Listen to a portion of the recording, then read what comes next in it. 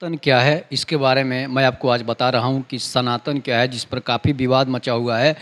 मुख्यमंत्री के बेटे का भी बयान उल्टा सीधा आता है। एमके स्टालिन के बेटे जो उदय स्टालिन है, उसका बयान जो है उल्टा सीधा आता है। मल्लिकार्जुन खड़गे के बेटे का बयान उल्टा सीधा आता है। इसके बाद जो घोटालों में लिप्त था, जिसे 2G घोटाला में जेल गया था, वो भी ए राजा जो है, वो भी जो है सनातन पर सवाल उठा रहा है और सनातन को भला बुरा गालियाँ दे रहा है। तो 80% हिंदू जो है वो कब तक गालियाँ सहता रहेगा, कब तक जो है लोगों की बातों से अपने धर्म को जो है बदनाम होता देखता रहेगा। तो देखते रहिए आने वाला समय क्या होता है कि सनातन के स्वर्ण काल चल रहा है। उसके बाद विश्व के सभी बड़े बड़े देश जो हैं सनातन का झंडा बुलंद कर रहे हैं, सनातन को अपना रहे हैं। ऑस्ट्रेलिया जैसा देश है जहाँ पर 50% से अधिक जो है वो सनातनी हो गए हैं। अफ्रीका सनातन होते जा रहा है। पापुआ न्यू गिनी की प्रधानमंत्री को आपने देखा किस तरह से वो सनातन का झंडा जो है उठाकर चल रहा है। इसके बाद इंडोनेशिया को भी आपने देखा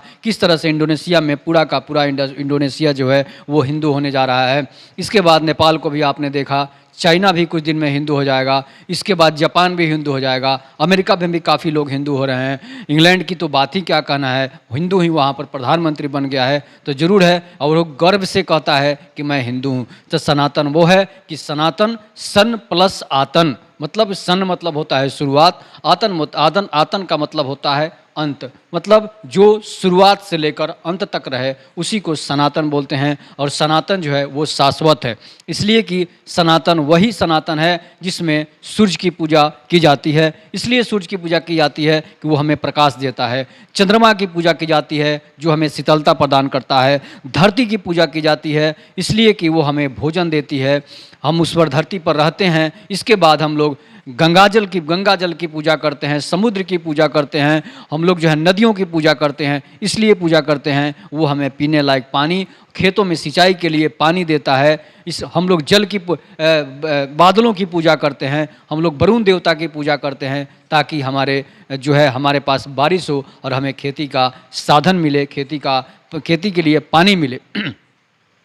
पशु पक्षियों को हम लोग पूजा करते हैं इसलिए कि वो प्रकृति के श्रृंगार हैं। फूल पौधों की भी पूजा करते हैं इसलिए कि वो प्रकृति के श्रृंगार हैं। जानवर की पूजा इसीलिए की जाती है कि वो प्रकृति के श्रृंगार हैं। और जो है इसी से लाइफ सर्किल चलता है, नहीं तो कोई बचेगा नहीं इस धरती पर। एक प्रजाति खत्म हो जाए, दूसरी प्रजाति अगर खत्म हो जाएगी तो फिर कोई बचने वाला नहीं है। इसीलिए सनातन को सत्य माना गया है और सनातन सत्य है। जब तक धरती पर लोग रहेंगे, जब तक दुनिया में लोग रहेंगे, जब तक ब्रह्मांड रहेगा, आकाश और पाताल रहेगा, तब तक जो है सनातन रहेगा। सनातन को ना कोई मिटाया है ना कोई मिटा पाएगा, इसलिए कि सनातन को मिटाने वाले खुद मिट गए लेकिन सनातन नहीं मिटा है। आपने अंग्रेज़ों को देखा, मुगलों को देखा, सारे खत्म हो गए लेकिन सनातन आज भी जिंदा है और सनातन काफ़ी तेज़ी से फैल रहा है। हाँ, हमारे सनातन में कुछ त्रुटियां हैं जिसको सुधारा जा सकता है। कुछ लेखकों की किताबें हैं जिन्होंने अपने गुस्से में हो